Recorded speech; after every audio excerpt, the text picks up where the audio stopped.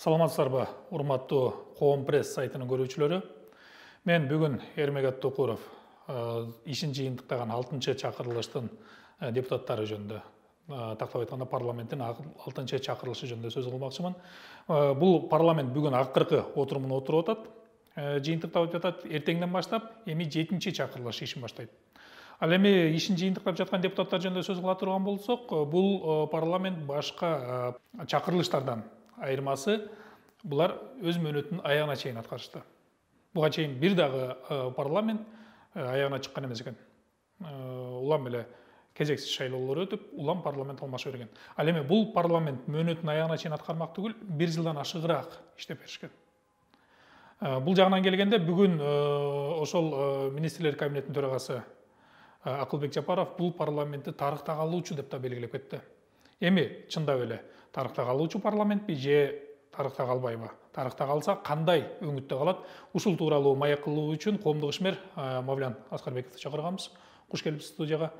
Жогоруда айтылгандай эле, азыр ушул ишин жыйынтыктап жаткан парламент чындап эле тарыхта калабы, калса эмнеси менен калат? Негизи жалпысынан кандай портрет түзүп берет элеңиз, кандай баалайт элеңиз ушул ишин жыйынтыктаган депутаттар тууралуу? Макулмун, Акылбек Жапаров туура айткан, бул парламент чынында тарыхта калды. Тарыхта кыргыз мамлекеттүүлүгүнүн тарыхында кара так менен калды. Тескерисинче. Мен булардын кетип атканына кол чаап узатуу максатында эмес, мен конкреттүү фактылар менен айтып берейин. Эмне үчүн тарыхта кара так менен калды? Конкреттүү фактылар менен. Биринчиден, бул парламент биздин ички мыйзамдарды дагы, эл аралык нормаларды дагы одоно бузуу менен өзүнүн ыйгарым укуктарын мыйзамсыз узартып, бийликти узурпациялоо болду. Түркүн шылтоолорду табып, 1 жылдан ашуун өзүнүн ыйгарым укугун узартып, кадимки эле берене бар, бийликти узурпациялоо беренеси менен узурпациялаган. Ушул жамааттык жол менен. Биринчиден. Экинчиден, мына ушул парламент кечээ эле Атамбаевка кол чаап аткан. Андан кийин Жээнбековго кол чаап аткан. Мына азыр 3-чү президентке кол чаап атат. Өзгөчөлүгү бул парламенттин дагы ушунусу. Мына мен ошо конкреттүү фактыларды айтып келе жатам. Биринчиси жана узурпация власти деп коет, бийликти узурпациялоо болгон. Экинчиси мына 3 президент менен иштеп атат. Биринчи 2 президентке да кол чаап туруп, башын жутуп, аягына жеткен мына ушул парламент болгон. Бул факт. Үчүнчүсү, мына ушул парламент конституцияны 2 ирет өзгөрттү. Мындай болгон эмес. Конституцияны 2 ирет ушул парламент. Бир жолгусун өзгөрттү, экинчисине жаңы конституция кабыл алып берди. Кийинкиси, ушул парламент мамлекетте жана мен айткандай 2 карама-каршы конституцияны кабыл алды да. Биринчи конституция бул парламентаризмди күчөтүү максатына кабыл алынган конституция болгон 2016 жылы. Кийинки конституция ошол кабыл алган конституцияга такыр эле карама-каршы келген мазмундагы жаңы системадагы конституцияны кабыл алып берип атат. 5 жылдын ичинде пикирин өзгөрттү. Ушул маселе ошол атпайбы? Такыр эле мен түшүнөт элем, өзгөртүү толтоо киргизсе, күчөтүүнү киргизсе. Бирок такыр эле мына биз бир жол менен кетип баратып, орто жолдон токтоду да, жок бул туура эмес экен, адашып кетип туруп, кайра тескери жолго салган парламент болду. Бул факты. Кийинкиси, мына ушул парламент 98 азыр конкреттүү мен атайын даярдандым. 98% сунушталган мыйзамдардын бардыгын кнопканы базуу менен кабыл алып берген парламент болгон. Азыр эгер мыйзамдарды кабыл алуу статистикасын карап көрсөк, 98% сунушталган мыйзамдарды, ошол сунушталган мыйзамдардын негизги бөлүгү бул парламентарий депутаттар тарабынан эмес, өкмөт тарабынан сунушталган мыйзамдарды эч кандай баягы талкуусу, эч кандай каршылыгы, четке кагуусу жок эле 98%-ын кабыл алып берген. Мына жана Сайдулла Нышанов деген 3-4 жолку Созовдун депутаты уялбай Азаттыкка интервью берип атат. Мен кнопка басканга аябай жакшы үйрөнүп калдым. 3 секундада 4 кнопканы басып атам деп. Мына бул ушул парламенттин өздөрүнүн айткан сөзүнүн фактически мына факты түрүндө көргөзүп атам да. Андан кийин тышкары айтайын, бул парламентти мен деструктивдүү парламент деп айтсам жаңылышпайм. Деструктивдүү парламент деп айтсам жаңылышпайм. Мына дүйнөдө мындай мисал жок. Bir күндө 100 мыйзамды кабыл алып салат деген. Эгер балким мисалда ошол эле бир күндө 100 мыйзамды кабыл алды, бирок ошол 100 мыйзамды балким бир ай анализдеп. Жок, маселе bir күндө мыйзамды кабыл алуу деген, ал мыйзамдын өзүнүн регламентке жараша иши бар, талкуусу бар, каршылыгы бар, жактырганы бар, суроолору бар дегендей. Демек, мен түшүнүгүмдө мисалы мен бүгүн өкмөт мүчөсү катары парламентке сизге мисалы мен мыйзамды алып келсем, 100 мыйзамды. Ошо 100 мыйзамды бүгүн эле кабыл алып салып атасыз. Bir күндө bir мыйзамды кабыл алуу мүмкүн эмес. Себеби аны талкуулаш керек.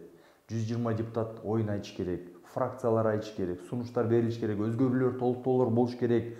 Үчүнчү окууда болгон кезде дагы каршылаштар болуш керек. Бул парламентаризмдин жаратылышы ошондой да. Эмне үчүн мен айтайын дегеним ошол Африканын дагы эң артта калган мамлекеттеринде дагы мындай мисал болбосо керек. Бул ошондуктан айтып атпаймынбы? Дагы бир конкреттүү мисал айтайын.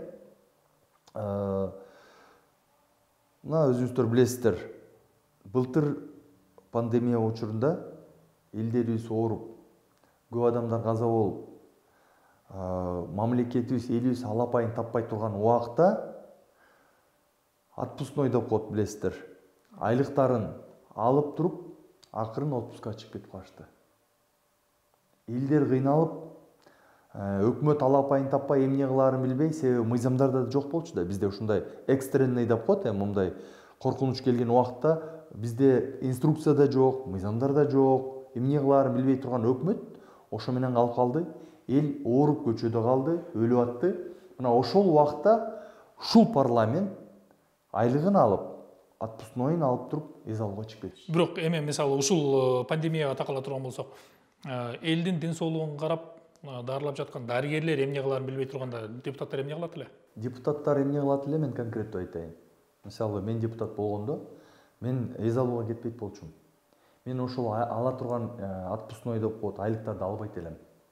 Мен конкреттүү түрдө өкмөттүн чакырып, кандай маселе болуп атат, эмне коркунучтар болуп атат, эмне кылышыбыз керек, кайсы өзгөртүүлөрдү, кайсы положениялар деп коет, инструкцияларды тез арада ичинде кабыл алып берейли силерге. Экстренный деп коет, ушундай убакытта силерге кол бутуңарга бут берип, бошотуп берейли. Себеби мисалы, медикамент алыш үчүн эмне кылыш керек? Тендер өткөзүш керек. Тигини алыш үчүн эмне кылыш керек? Мындай жоолор бар. Мен айтайын дегеним, ушундай оор кырдаалда экстремалдуу түрдө чогулуп, өкмөт менен бирге иштеп, өкмөткө болгон каражаттарды бөлдүрүп берип, бюджеттен. Жанагындай мыйзамдарга атайын четке жылдырып, мына могу мыйзам менен иштегиле. Бул чечкиле, мындай кылгыла. Тиги больницалар болобу, ошолорду мындай кылгыла деген чечимдерди кабыл алып бериш керек эле. Бирок өзгөчө кырдаал менен өзгөчө абал киргизилди да, бул жол берет болуш керек эле. Жок, өзгөчө кырдаал мен дагы бир жолу айтып атпаймынбы? Бизде ошолорду тескей турган атайын инструкциялар, мыйзамдар жок. Бүгүнкү күнгө чейин жоболор жок. Мына ошол убакта ошолордун баары кабыл алыныш керек эле да. Тилекке каршы мына ушундай оор кырдаалда ушундай парламенттин депутаттары таштап кеткен фактыларын биз дагы жакшы билебиз. Андан тышкары мен бир нерсени айтайын. Өзүңүз баарыбыз билебиз, коомчулук. Былтыркы шайлоонун жыйынтыгы эмне болгонун баардыгын билебиз. Мына ошо шайлоо болуп өтүшүнө шарт түзгөн, мыйзамдарды жазган мына ушул парламент болгон. Борбордук шайлоо комиссиясы. Жок, алар уюштуруп өткөздү да. Уюштуруп өткөздү, бирок көпчүлүк жоопкерчилик. Мыйзамды жазып, жанагындайларга жол берип, мына ушул парламент болгон. Анан эми өзүңүздөр билесиздер, мына ушул кетип аткан парламенттин 70-80-90% жакын ошол былтыркы шайлоого катышып, эки бийликчил партияга бөлүнүп алышып, жанагындай болуп көрбөгөндөй одоно мыйзам бузуулардын жыйынтыгы менен парламентти жеңип келишкен.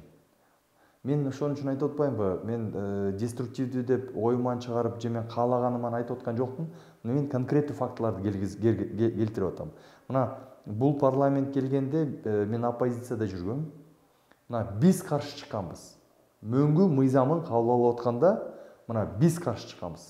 Биз аянтка чыгып, Ак үйдүн алдына барып, митинг кылып, мөңгү мыйзамын кабыл албагыла деп. Ошондо ошол эле депутаттар эмне деди?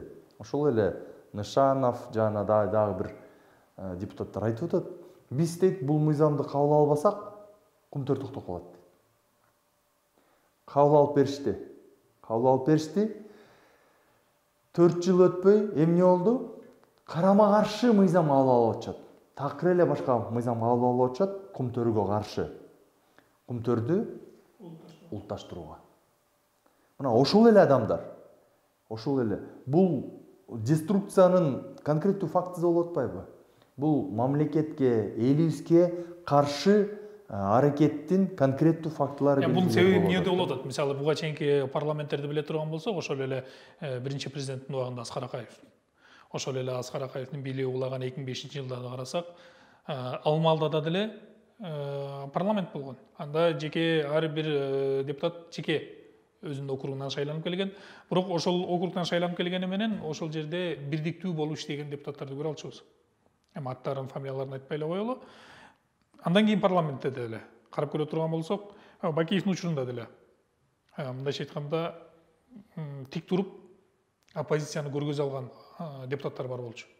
Ал эми бул 6-чакырылышты карай турган болсок, өзүңүздөр айткандай, биринчи президентке да оппозиция болушкан жок. Алмазбек Атамбаевга, экинчи президентке да оппозиция болгон жок. Мына 3-чү президентти көрүп атабыз, 3-чү президентке да оппозиция болушкан жок. Эми ушундай мындайча айтканда жалтак депутаттардын келип калышына эмне себеп болду? Себеп дегенде биз ошол Бакиевдин учурунда деле билебиз, партия менен шайланып келген депутаттар бар болчу. Бирок алар принципте турушкан. Мында деле партия менен шайланып келишти, бирок принцип жок болду. Мен конкреттүү фактыларды айтайын. Эмне үчүн 6-чакырылыштын депутаттары ушундай сапатта болгонун. 6-чакырылыштын депутаттарынын тизмеси, талапкерлердин тизмеси түзүлүп атканда, ошо тизменин негизги цензору болуп Атамбаев менен Шопуру болчу. Өмүр бою машинанын дөңгөлөгүн алмаштырып, майын алмаштырып, машинанын маркасы кайсынысы жакшы экенин талдап жүргөн, өмүр бою ошо шопурлардын арасында, шопурлардын деңгээлинде сүйлөшүп жүргөн, бензин жөнүндө, запчасть жөнүндө сүйлөшүп жүргөн Атамбаевдин шопуру Кыргыз мамлекетинин парламентинин талапкерлеринин тизмесин тизмектеп, өзүнүн дарамети деңгээлине жараша мына 6-чы парламентти алып келген.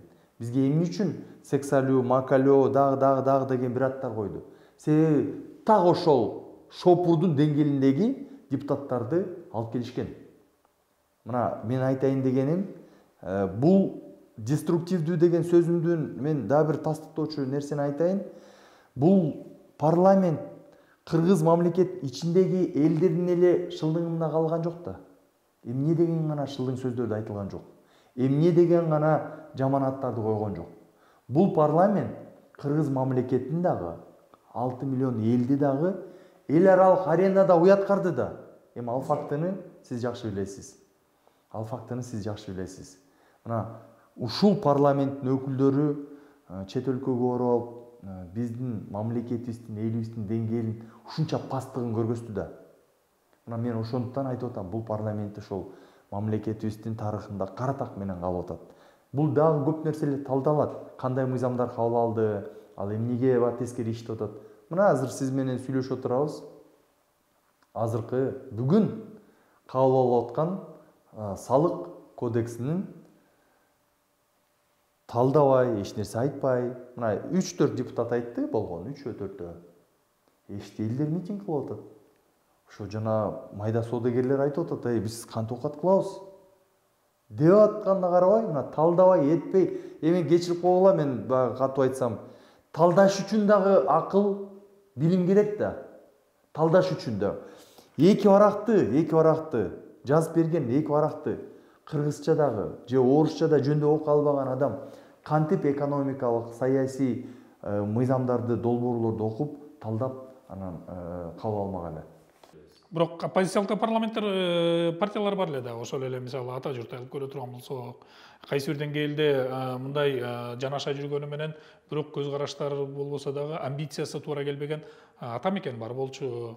Алар келди дагы азыр мисалы ошол эле ата мекен деле бар. Ошол эле ата журт бар. 2015 жылда сиз туура айтып атасыз, 2015 жылы келген парламент бири дагы оппозиция болгон эмес.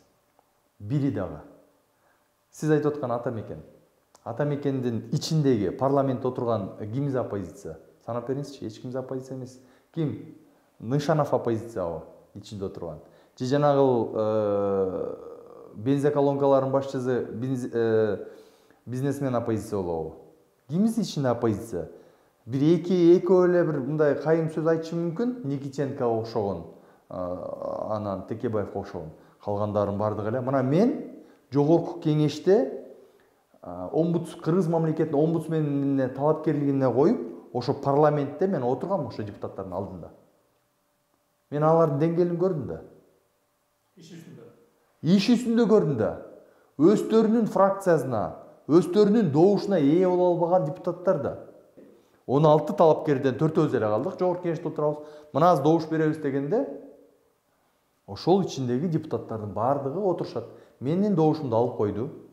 Коалициялык көпчүлүк тиги талапкерге мен добушумду сатып алды, мен эчтеке кыла албайм деп. Ушул азыркы депутаттардын ичинде бирок иши менен дагы өзгөчөлөнгөн бир моменттер болсо керек. Жалаң эле терс эмес. Оң жагынан нелерди айта алат элеңиз? Ушул 6-чакырылыш эмне жакшы иш кыла алды? Жакшы жагын айта турган болсок. Анткени ошол эле таякталсак дагы эки бурчу бар эмеспи? Эки учу бар эмеспи? Ошол эгер бир бурчун айттык жанатан бери, эми экинчи учун айталы. Эмне жакшы иштери бар? Парламентте негизи барбы ушундай бир нерсе айта алабызбы? Ушул парламент ушундай иш кылды деп. Анткени буга чейинки моментте да айтылды. Ошол эле министрлер кабинетинин төрагасынын айтымында былтыр шайлоодон кийинки башаламандык учурунда стабилдештирип, мыйзамдык чекте бийликти алмаштырды. Мындайча айтканда, бийликтин алмашуусуна гарант болуп берди да. Ушул сыяктуу дагы бир башка бир жүйөлөрдү келтирип, бир парламент тактасак болобу 6-парламентте? Эме 6-чакырылышта. Туура айтасыз, мен ошо толук кошулам. Былтыр октябрь убагында саясий өзгөрүү болуп, бийлик алмашып жатканда, мына 3 уктазам түшүмө кирбеген бийликке келдим деген Сооронбай Жээнбеков толугу менен четтеп калганда, айла жок ушул биз айтып аткан парламент ошол вакуумду, ошол бийлик трансформациясын, стабилдүүлүктү кармап легитимдештирүүнүн бирден бир бутагы болуп берди. Бирок бул алардын милдети эле. Бул алардын милдети эле да. Мен чын айтайын, эми 6-чакырылыштын парламент депутаттарын бардыгы эле жаман деп айткандан алысмын. Ичинде күчтүү, перспективдүү, мындай позициясына бек, билимдүү, жакшы жаңы муундун өкүлдөрү бар. Мен аларды дагы баягы аттарын атагым келбейт, бөлүгүм да келбейт. Бирок ошонун ичинде бар деп айтам да. Бирок көпчүлүк басымдуу бөлүгү бул чынында парламентке эмес, парламенттин эшигине эмес, айыл өкмөтүнүн эшигинин алдына барганга дагы даремети жете турган адамдар эмес да. Биз бир нерсени түшүнүшүбүз керек, бул балуулуктар өзгөрдү да. Бул парламентте кимдер отурат? Кечеги чала бандиттер отурат. Чала спортсмендер отурат. 6-чакырылышта. Чек арада чала учук контрабанда менен алектенген чала бандиттер отурат. Россиядан эптеп мошенничество, акча таап келген чала бизнесмендер отурат. Бияктагы кландардын балдары, неберелери отурат. Чоң бизнестин өкүлдөрү отурат. Маселе ушунда болуп атат да. 7-8 өкмөттү оңуштуруп жүрүштү. 7-8 өкмөт бул болбойт. 9 өкмөт менен иштештир. 9 өкмөт, 6 жылда 9 өкмөт. Бул деструкция деген ушу да. Өкмөт жаңы келди, бир нерсени кылайын десе эле оңуштурат. Жарым жылда, бир жылда. Бул деструкция деген ошо да, талкалоо деген түшүндүрөт да. Ошондуктан бул жерден эми мактаганга азыр башка адамдар мактап атат, легендардуу чоң жумуш кылды депчи. Мен ошолорго каршы көз карашты айтып жатам, фактылар менен. Эми мисалы ошол жогорку кеңештин милдеттеринин бири бул мыйзам чыгаруу. Экинчи бир милдети көзөмөлдөө, буга чейинкилерди айтып келе турган болсок, көзөмөлдөө ошол эле аткаруу бийлигин жанагы бийликтин алмашуусун легитимдештирүү, мисалы шайлоону бекитүү, баардык нерселерди ушул жогорку кеңеш аткарып келген да. Жалпысынан алганда 1,5 миңге жакын мыйзамды карашкан экен. Бул статистикага токтоло турган болсок, анын 500дөйү ушул депутаттардын өздөрүнүн демил кескен. Мындайча айтканда 3/1. Анан азыр ушул алар кабыл алган мыйзамдардын 80дөйү ишке киргизилген. Парламент жөнүндө сүйлөсөк эле эки нерсени айтабыз да. Биринчиси чимкирик. Тырмакчанын ишин айталы, айла жок бул жерин айтууга мажбурбуз, анткени элдин оозундагы бул кайманаты болуп калды. Экинчиси 120. Ушул эки нерсесин эле асылып туруп алдык.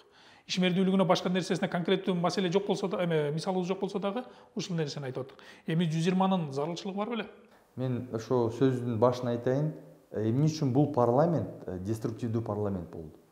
Ушул парламент парламентаризм түшүнүгүн талкалады. Ушул парламент талкалады да, жокко чыгарды десек болот. Мына сиз айтып атпайсызбы? Чимкирик атып атат, андай мындай деп. Ушул парламент өзүнүн сапаты менен, чечимдери менен парламентаризмге, кыргыз элинин ичинен парламентаризмге талкалоо салды. Мына азыр эл парламентиң болбойт экен деген бүтүнгө келди. Ушул парламенттин ишмердүүлүгүнүн артынан. Биз тактап алышыбыз керек. Биз парламентаризмге мына 15 жыл, 20 жылдан бери Борбор Азияда жалгыз бизбиз. Кыргыз мамлекети парламентаризм куруу жолунда баратат деп. Анын үчүн биз 3 революцияны өттүк. Канча жаштарыбыз өлдү, эмне деген гана өзгөрүүлөр болгон жок. Эпте ушул жакта кетип баратабыз деп. Мына ушул парламент айтты, могу 20 жылдан бери биз турамыз барат, кой болбой калды деп туруп, момундай кести дагы тескери жакка салып салды. Эми мен азыр оң тескерисин айтпайм, бирок биз парламентаризм курабыз, Борбор Азияда жалгыз парламенттик өлкө болобуз деп баратпадык белек. Туурабы? Баратып 20 жыл өткөндөн кийин булар айтып атат, болбойт экен, тизгинди тарткыла деп туруп, кайра бул жакка кетти да. Эми башынан ошону такталышыбыз керек. Эл арасында мына азыр жаман ой бүтүп калды. Парламентаризм бул жаман экен депчи. Ал эми ичинде 120 депутатпы, 90бу, бул дагы принципиалдуу маселе. Себеби 120 менин оюмча, жана эсептөө боюнча, эл аралык аренада да эсептөөлөр бар да. Элдин санына, статистикага жараша 120 бул оптималдуу сан эле, парламентте депутаттардын оптималдуу саны эле. Маселе санында эмес, ошо 120-ны калтырып, маселе сапатына жана шайлоодон келишине көңүл бурушубуз керек эле да.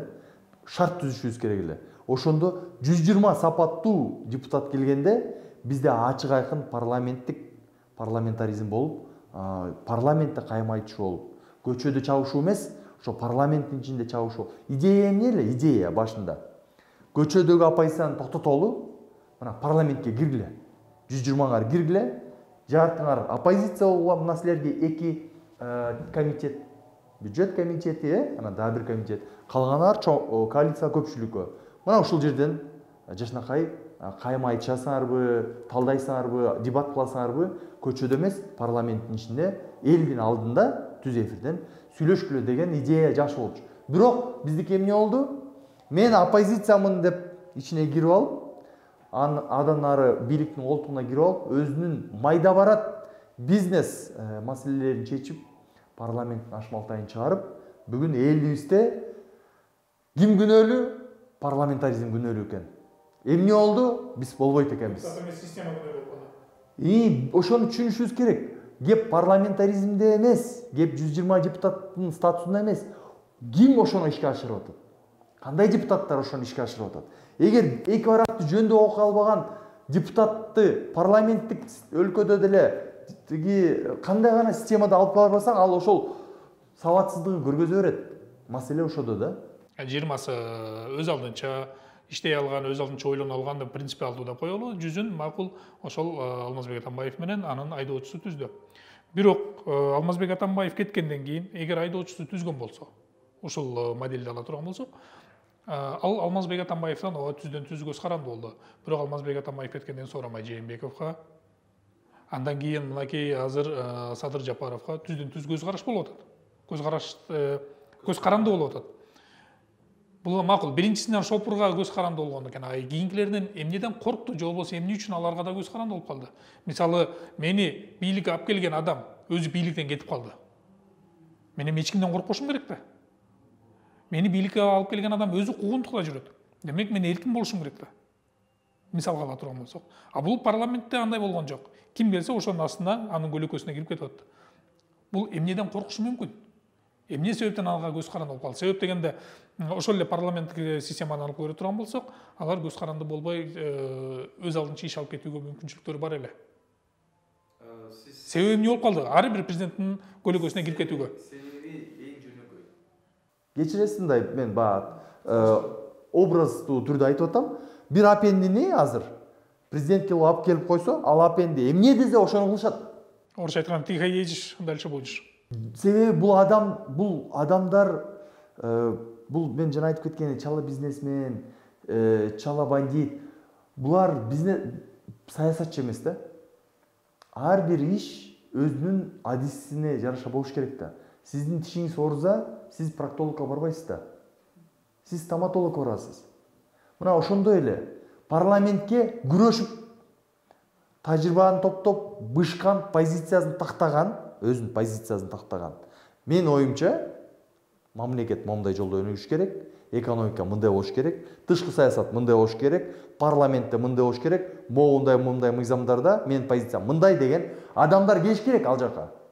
А өмүр бою машина айдап жүргөн, же өмүр бою тиги чек арада контрабанда бензин ташып жүргөн адам келип алып эмнени айтат ал жака? Бул жерге дагы маселе мына сиздин сурооңузга жооп ошондой. Буга азыр кандай гана адам келбесин, ошого чөгөлүп беришет булар. Буга дагы кайра эле ошо парламентаризм күнөөлүү эмеспи? Себеп дегенде мисалы биз добушту бергенде партияга берип, биз партияга бергенде дагы партияда мүчөлөр эмес, партия лидерлерди карачубуз. Мисалы, А деген партияда Эшмат отурат экен, Б деген партияда Асан отурат экен. Анан карайбыз, Эшмат менен Асанды карайбыз, кимиси бизге жакшыраак, жакыныраак, кимиси жагат деп туруп, анан ошол партияга берчүбүз дагы. Ал партиянын ичинде жогоруда сиз айткандай, ошол эле чала спортиктер, чала бизнесмендер, дагы чала кызматкерлер бардыгы чала болуп келип калды. Отто фон Бисмарк канча бир нече кылым башында айткан. Мамлекетте жаман мыйзамдар болсо дагы, жакшы мамлекетчил адамдар болсо, мамлекетте өзгөрүү болот деген. Ал эми канчалык идеалдуу мыйзамдарды жазпа, жаман ууру кески чала сабат адамдар болсо, ал мыйзамдарды талкалап жок кылып, мамлекетте өнүгүүгө алып келбейт деп айткан убагында. Түрдүү аттар бар. Эми мисалы буга чейинки ошо парламенттин ишин карай турган болсок, депутаттардын отурумундагы окуялар сыртка чыккан эмес. Анткени ал малда азыркыдай түз эфир болгон эмес. Ар бир адамда интернетке жеткиликтүү болгон эмес. Болгондо бир телеканалдан көргөзгөн. Ал дагы өтө бир орчундуу маселелер болгондо баштан аяк көргөзгөн отурумду. Болбосо бая жаңылыктарда 3 мүнөттүк сюжет менен чектелген. Ар бир депутаттан 30 секундтан сөзүн берип. Азыр болсо биз бардыгын баштан аяк, мына азыр деле ушул акыркы чакырылышты, акыркы отурумду биз түз эфирден көрө алдык. Коюп коесуң, кааласаң тамак жаза, кааласаң тамак ич, жөн эле жатып эс аласыңбы? Баары биз ошол маалыматты алып аттык да. Ошол себептен бул парламент өзүн терс көргөзүп алган жокпу? Мисалы, балким буга чейинки парламенттер деле, ошол Аскар Акаевдин учурунда 2000-жылдарда айталы, Курманбек Бакиевдин учурундагы парламентти алына деле мынчалык түз кабыл алуу, түз көрүү деген мүмкүнчүлүктөр жок болчу. Ал малда деле ушундай болгон чыгар. Депутаттардын деңгээли. Мен конкреттүү фактын айтайын, конкрет. Медеткан Шеримкулов, легендарлуу парламенттин депутаты, азыр аксакал. Медеткан Шеримкулов менен 6 депутаттын кайсы депутатын салыштырып болот? Макаленову, Жесек Салионову. Кимисин салыштырып болот? Деңгээлине жараша. Медеткан Шеримкулов 20-30 жыл башта жана сиз айткандай 3 мүнөттүк сүйлөгөн эфиринин деңгээли азыр 1 саат түз эфирде сүйлөгөн деңгээлинин айырмасы жок. Бул адамдын билими, тажрыйбасы, маданияттуулугу деңгээлинен да. Кеп илгери биз көрө алган эмеспиз, азыр көрүп атабыз дегенде эмес. Балки биз ашыкча маалымат, ашыкча эмес, биз жеткиликтүү маалымат алып атабыз. Мурда ошол эле мисалы азыркы биздин 120 депутаттын деңгээлиндеги депутаттарды болгон күндө дагы биз алар жөнүндө балким уккан эмес чыгарбыз. Балким алар жанагынтип чуркап жүрүп 3 секундда 4 кнопка баскан чыгар убагында. Бирок аларды биз билбей өтүп калган үчүн азыркыдай болуп шылдың азыркыдай болуп жек көрүндү азыркыдай болуп кайманатка толтура кайманатка конбосо керек. Анткени ал маалда ашып кетсе биз гезиттен окучубуз, же болбосо жогоруда айткандай 1-2 телеканалдан биз ачык коом бололу, бардыгы калыс болсун, эл алдында болсун деген акыркы 30 жылдагы күрөштүн жыйынтыгы да бул. Туурабы?